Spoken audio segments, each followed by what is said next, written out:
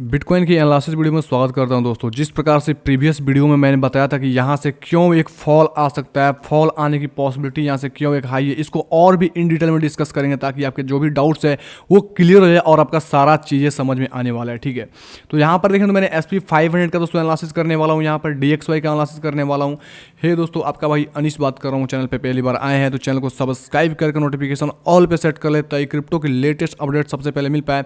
और मेरा Telegram channel join नहीं किया मेरे भाई तो लिंक डिस्क्रिप्शन बॉक्स में, कमेंट बॉक्स में टॉप पे है, वहाँ से टेलीग्राम चैनल भी ज्वाइन कर सकते हैं। ठीक है, अब चलूँगा पॉइंट के ऊपर। यहाँ पर दोस्तों यहाँ पर मैंने कुछ ड्राइंग किया, उसको विजुअल करूँगा। ठीक है, यहाँ पर सारे चीज़ें मैंने प्रीवियस टाइम का, ये कोई नया यहाँ पे शिफ्टिंग नहीं हुई है।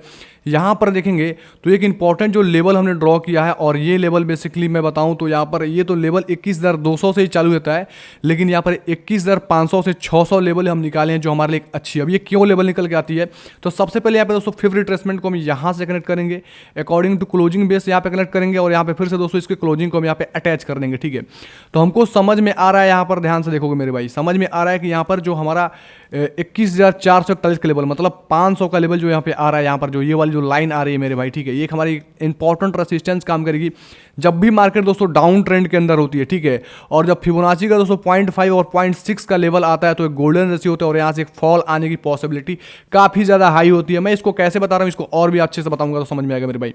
अब यहाँ पर देखोगे तो ये चीज़ देखो, यहाँ पर ये अगर मैं इसको कनेक्ट करूँ, ये सबसे पहले डिलीट करूँगा मेरे भाई। आपका जो भी डाउट्स है पहले क्लियर करना मुझको जरूरी है ताकि समझ में आए। जैसे यहाँ पर देखोगे, मानो सपोज की प्राइस यहाँ से थी, ठीक है, और यहाँ से आपने इस तरीके से फिव को ड्रॉ किया, फिव को ड्रॉ करके आपने ये वाले लो को कनेक्ट किया। ध्यान से देखो, ये वाला लो जो करंट लो था, ये समझो कि ये अभी प्राइस बना ही नहीं था, तो आप देखोगे तो 0.618, क्योंकि ये वाली डाउन ट्रेंड के अंदर प्राइस थी। ठीक है, जैसे 0.618 के आसपास यहाँ पे प्राइस गई, यहाँ पे गई, तो यहाँ पे एक रेजिस्टेंस मिला और प्राइस के अंदर एक अच्छा खासा फॉल आ गया। ठीक है, तो ये एक टेक्निकल होता है, उसके अकॉर्डिंग टोटल ट्रेंड अगर यहाँ से आप इस वाला लो को कनेक्ट करोगे मेरे भाई, ये वाला जो करंट लो लगा है कनेक्ट करोगे तो यहाँ पे 0.5 आ रहा है और यहाँ पे 0.618 आ रहा है, तो यहाँ पे दोनों हमारे रेजिस्टेंस का एरिया, यहाँ से एक फॉल आने की पॉसिबिलिटी यहाँ पे है।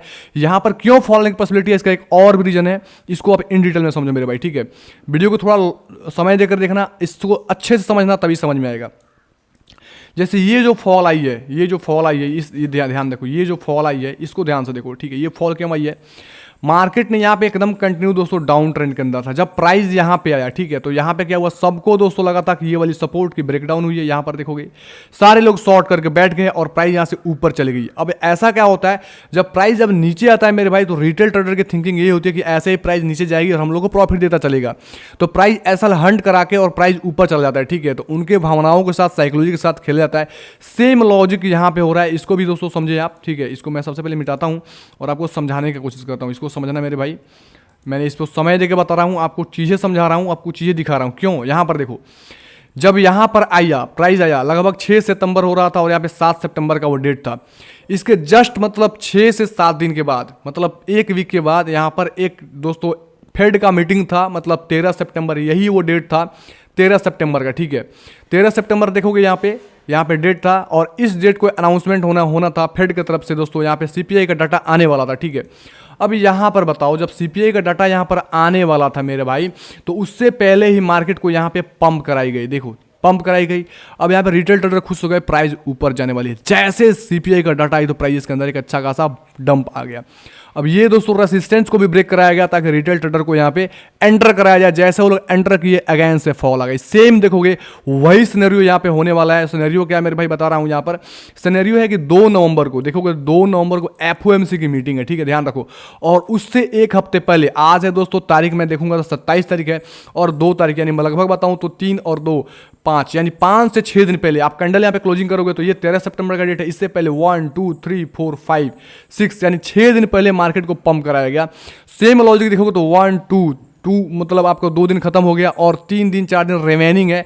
यहाँ तक प्राइस आ सकती है, और जैसे दोस्तों उसका मीटिंग होगा या कुछ बैड दोस्तों मार्केट में इफेक्ट आएगा तो यहाँ पे जाकर रेजिस्टेंस लेगा और यहाँ से एक अच्छा खासा आपको डाउनफॉल आने की पॉसिबिलिटी हो जाती है। ठीक है, तो इसको कैसे ट्रेड करना है, आपको इसको अच्छे से लॉजिकल समझोगे तो समझ में आ जाएगा। ठीक है, आपको एक बता देता हूँ, आपको एक जोन क्या होगी। अगर प्राइस यहाँ कहीं आती है और जैसे रेजिस्टेंस ले लेती है, रेजिस्टेंस लेने के बाद फिर से अगेन से दोस्तों फॉल आए और जैसे इस जोन को दोस्तों नीचे निकले, ठीक है, तो आप यहाँ से एक शॉर्ट की अपॉर्चुनिटी ले सकते हो, क्योंकि हमारा ऐसे ही 21,500 एक इंपॉर्टेंट रेजिस्टेंस है। अगर दोस्तों इसको ब्रेकआउट भी इस तरीके से करा देती है, और जैसे एफओएमसी की मीटिंग रिलीज होती है और कुछ भी बैड वहाँ पे निकल के आता है तो प्राइस के अंदर एक शार्प फॉलिंग आएगी, और इस तरीके से जो वाली हिस्ट्री यहाँ पे रिपीट की गई थी वही हिस्ट्री यहाँ पे रिपीट हो सकती है। तो आपको अलर्ट रहना है, आपको सतर्क रहना है। जब मैंने यहाँ पे एंट्री का बोला था तो आपको यहाँ पे एंट्री करना है। यहाँ पे बाइंग का थोड़ा सा दोस्तों कम सोचना है, यहाँ पे सेलिंग की पॉसिबिलिटी हो सकती है, तो सेलिंग होगी तो आप इजीली सेल कर सकते हो। थोड़ा सा वेट करो, क्या कंफर्मेशन मिलता है आपको नेक्स्ट वीडियो में, या जब भी अपकमिंग वीडियो आएगा मैं आपको टेलीग्राम के अंदर या वीडियो के अंदर आपको बता दूंगा, ठीक है।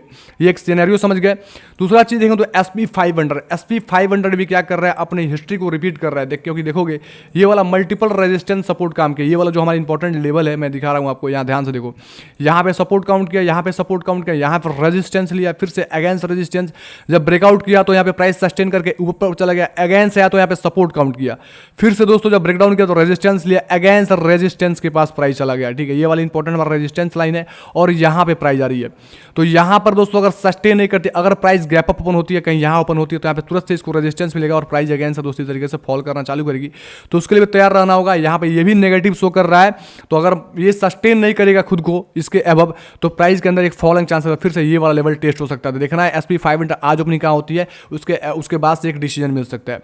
DXY देखेंगे मेरे भाई, तो DXY भी अपने एक सपोर्ट के पास आ चुका है, ठीक है। और जब भी दोस्तों DXY सपोर्ट के पास आता है तो यहाँ से यही चांसेस होता है कि यहाँ से एक बाउंस करे। जब DXY बाउंस करेगा तो BTC के अंदर एक करेक्शन भी आपको एक आने के चांसेस हो जाती है। तो एक लॉजिक है, आपको टोटल लॉजिक समझाया, वीडियो समझ तो फिर से अगेन से रिपीट करके देखना मेरे भाई, क्योंकि सारा दोस्तों प्राइस एक्शन बेस और जो भी प्रीवियस हिस्ट्री हुआ, जो भी घटना घटित हुई है, FOMC हो चाहे FED हो, उसका क्या इफेक्ट हुआ है आपको मैंने आपके आंखों के सामने परोस दिया है। अब उसको समझना आपको है, क्योंकि मैं रियलिटी बताऊं, रियलिटी समझोगे तभी आप ट्रेड ले पाओगे। आप लोगों की गलती क्या होती है, आप हर टाइम ट्रेड लेने को सोचते हो, हर टाइम चाहोगे ट्रेड लूँ हर टाइम, तो आप हमेशा लॉस करोगे। आप अपॉर्चुनिटी तलाशो, जब अपॉर्चुनिटी मिलेगी उसके बाद से लॉन्ग शॉर्ट करना। ऐसे तुड़मबाजी से शॉर्ट लॉन्ग नहीं की जाती मेरे भाई, प्रॉपर सेटअप बनने का वेट करें। मेरे वीडियो को थोड़ा आपको समझ में आ गया होगा, समझ में आया होगा तो कमेंट करके जरूर बताएं, और इस तरीके से आप मुझे सपोर्ट करेंगे, लाइक करेंगे तो मुझे मोटिवेशन मिलेगा, तो मैं आप लोगों के लिए कंटेंट लेके आता रहूँगा। ओके, धन्यवाद, टेक केयर, बाय बाय।